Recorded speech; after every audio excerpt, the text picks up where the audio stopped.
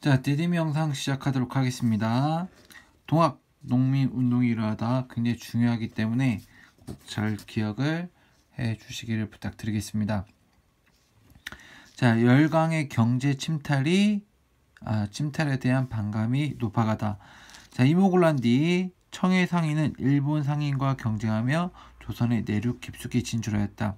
이로 인해 조선 상인이 큰 피해를 입자 한양의 상인은 외국 상점의 철거를 요구하며 시위를 벌였다.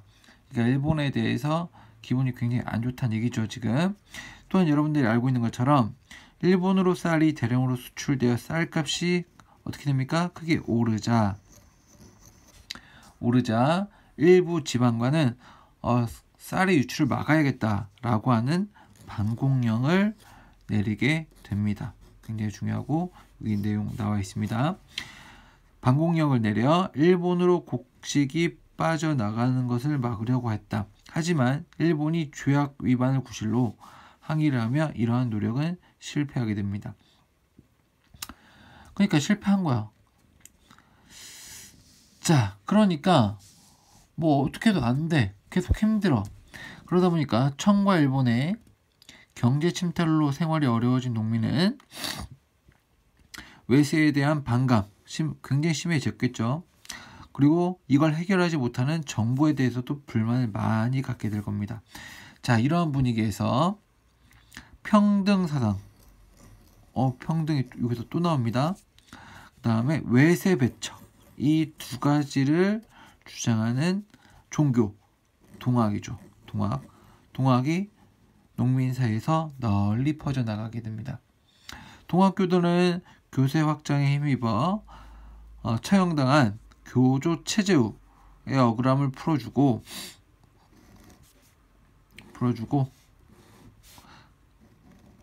자, 제1대 교조의 이름이 최재우인데 이 최재우가 처형을 당하게 됩니다. 동학이 너무 인기가 좋아가니까 혹세무민한다는 죄를 물어서 처형을 했는데 이거에 대한 억울함을 풀어주라는 얘기죠.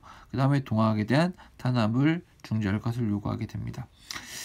자, 이러던 와중에 이제 동학농민군이 폭발하게 되는 계기가 생겨나게 되는 거죠.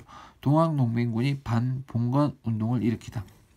이거 별표 반봉건이라는 건 구질서라고 보시면 되겠습니다. 백성들이 좋아하지 않는 구질서. 자, 이거는 우리가 1차 봉기라고 보시면 됩니다. 1차 봉기. 자, 농민의 불만이 높아가는 가운데 전라도 고부 군수 조병갑이라는 사람이 있습니다. 이 사람이 이상한 짓을 많이 해. 수탈을 많이 일삼습니다. 자, 그래서 이에 전봉준, 자, 오늘의 히어로 전봉준입니다. 녹두 장군 전봉준이 이끄는 농민은 고부 관할을 공격하여 억울하게 갇힌 사람을 풀어주고 농민에게 곡식을 나누어 주게 되죠. 자, 그러면 사건의 진상을 조사하러 나온 정부관리는 그러면 이 조병갑을 처벌해야 되죠. 완전 나쁘게 수탈을 했으니까. 근데 이 사람을 처벌하지 않고 대신 농민을 동학교도로 몰아서 오히려 탄압을 해버립니다. 야, 그러니까 이제 정부도 쓰레기구나 이렇게 생각을 할 수밖에 없는 거죠. 이에 분노한 농민은 나라를 보호하고 백성을 편안하게 한다라고 하는 나라를 보호하고 백성을 편안하게 한다. 보국안민이라는 깃발을 내걸고 무장해가지고 봉기를 하게 됩니다. 자, 이제 제 1차 봉기가 시작이 된 거죠. 자, 그러면 이 동학농민군의 기세는 쭉쭉 뻗어나갑니다. 어떻게 뻗어나갑니까? 동학농민군은 광군을 물리치고 전주성을 점령을 합니다. 자, 그러니까 정부가 맨날 하는 일 있죠. 자기가 해결 못하니까 이제 어떻게 합니까? 또입니다. 또 청나라의 지원군을 요청을 해버리죠. 이게 한두 번이야지 계속 이러니까 진짜 지겹죠, 이것도. 자, 그런데 청군이 조선에 들어오자 여러분들 지난 시간에 했던 굉장히 중요한 기억 나십니까? 청나라하고 일본 군대하고 일단 자기네 나라로 군대를 철수시켰다가 만약 자기네 군대를 파병할 때는 상대국한테 알려준다라고 했던 텐진 조약이 있었습니다. 기억나시죠? 이거 요거를 구실로 일본도 군대를 같이 보냅니다. 다시 한번 한반도에는 청군이 들어오고 일본군도 같이 들어오게 되는 거죠. 자, 이때 일본군은 제대로 칼을 갈고 들어옵니다. 어떻게 이어지느냐? 일단 근데 이제 동학농민군도 이런 상황을 원한 건 아니야. 자기네가 봉기를 일으켰을 때 구제도 나쁜 패단을 없애기 위해서 봉기를 일으킨 거지. 청나라 군대가 우리나라에 들어오고 일본군도 우리나라에 군대가 들어오고 이걸 원한 건 아니었습니다. 그러니까 동학농민군도 다시 한번 생각을 한 거야. 그래서 동학농민군은 이 외세의 개입을 막기 위해 우리 정부한테 말하는 거예요. 우리 이렇게 싸우지 말자. 외세도 이렇게 들어오니까 좀 보기 안 좋다. 싸우지 말고 우리 화해하자 라고 하는 정부와 전주 화약을 맺습니다.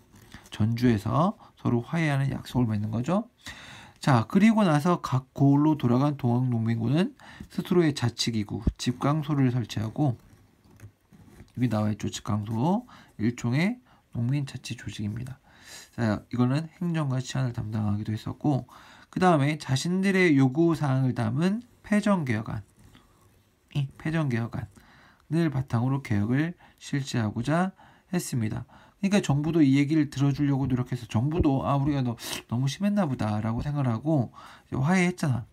그리고 동학농민군도 안 싸우겠다고 약속을 했고, 동학농민군도 집강소를 설치해서 스스로 자치를 하고 있고, 그다음 동학농민군이 이렇게 패전개혁을 제시하니까 이거 좀 들어줄 만하다라고 생각해서 이걸 요구를 받아들이기 위해서 독자적으로 이 개혁 추진 기구인 교정청이란 걸 설치를 해서 개혁을 추진을 하죠. 개혁 추진. 자, 그러면 생각해 보세요. 그러면 우리나라에서 난리가 끝났잖아. 그러면 우리나라에서 청나라 군대와 일본 군대가 있을 필요가 있습니까? 없죠. 그럼 다시 돌아가야 되는 거죠. 자, 그러면 당연히 전주 화약을 맺은 정부는 당연히 이렇게 요구를 합니다. 청과 일본에게 조선에서 군대를 철수할 것을 요구합니다. 그럼 철수해야 되잖아. 그런데 일본이 이번에는 칼을 제대로 갈고 들어왔다고 했죠. 일본이 이런 조선의 요구를 거부해버립니다. 그리고 뭔 짓을 해버리냐? 경복궁을 점령해버리고 내정을 간섭합니다. 지가 뭔데?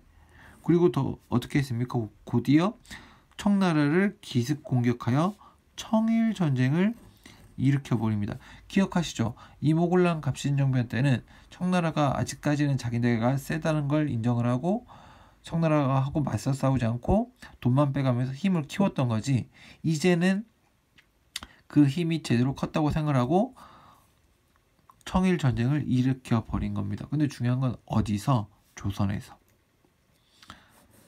이제 일본이 진짜 무서운 애들이죠. 어떻게 보면. 자, 경복궁도 점령해버리고 청일전쟁도 일으켜버리죠. 자, 그러니까 일본의 침략 의도가 드러나자 동학농민군은 이제 일본을 몰아내기 위해 다시 한번 봉기합니다. 그러니까 여러분들 이제 이거를 잘 생각해야 돼. 외세에 맞서 다시 봉기하다잖아. 자, 이거는 2차 봉기가 되겠습니다. 2차 봉기. 그러면 여기서 질문. 1차 봉기의 성격과 2차 봉기의 성격이 같아? 엄청 다른 거 알겠죠? 1차 봉기 때는 반봉건이야. 그치? 구제도. 나쁜 폐단을 없애기 위해서 탐관오리 처벌과 같은 이런 것들을 하기 위해서 봉기를 한 것이고, 2차 봉기는 뭐 한 겁니까? 일본을 몰아내기 위해서, 외세를 무찌르기 위해서 일으킨 봉기가 되겠습니다. 그러면 이거는 반외세가 되는 거죠. 1차 봉기의 성격은 아까 뭐라고 나왔습니까? 반봉건. 2차 봉기의 성격은 반외세. 이해되시죠? 자, 그럼 일본을 몰아내기 위해 다시 봉기를 했어. 그럼 한양으로 진격하던 동학농민군은 이제 공주 우금치에서 일본군하고 맞서 싸웁니다. 근데 어떻게 됐냐? 동학농민군의 주요 무기는 죽창, 대나무로 만든 창 이 정도 수준인데 일본군은 총이 엄청나게 많이 갖고 있죠. 그러니까 사람 수는 동학농민군이 훨씬 많은데 무게 열세를 이기지 못해서 엄청나게 패배합니다. 근데 중요한 건 광군이 어디로 붙었습니까? 일본군한테 붙었지. 이것도 가슴이 아픈 거죠. 왜? 광군의 입장에서는 동학농민군은 반역자거든. 자, 그래서 전봉준은 어떻게 됐습니까? 전봉준을 비롯한 지도자들이 체포되어 처형되죠. 이로써 동학농민 운동은 끝이 나게 됩니다. 자, 그러면 동학농민군의 의의를 한번 보도록 하겠습니다. 동학농민군은 안으로는 조세제도 개혁, 부패관리의 처벌 등을 요구하는 등 사회개혁을 요구하는 반봉건 운동이자, 다시 한번 얘기했죠. 반봉건 내용이 뭡니까? 조세제도 개혁, 뭐 탐관오리 처벌 등 이런 거 요구한 거고. 그럼 이거 몇 차 봉기? 1차 봉기. 다시 한번. 자, 그 다음에 밖으로는 외세 침략을 막아내려 한 반외세 운동이다. 반외세 운동이다. 이건 몇 차 봉기? 2차 봉기. 자, 이들의 요구는 나중에 우리 다음 시간에 바로 배우는 갑오개혁의 일부 반영이 되죠. 그리고 일부 세력은 의병운동에 참여하게 됩니다.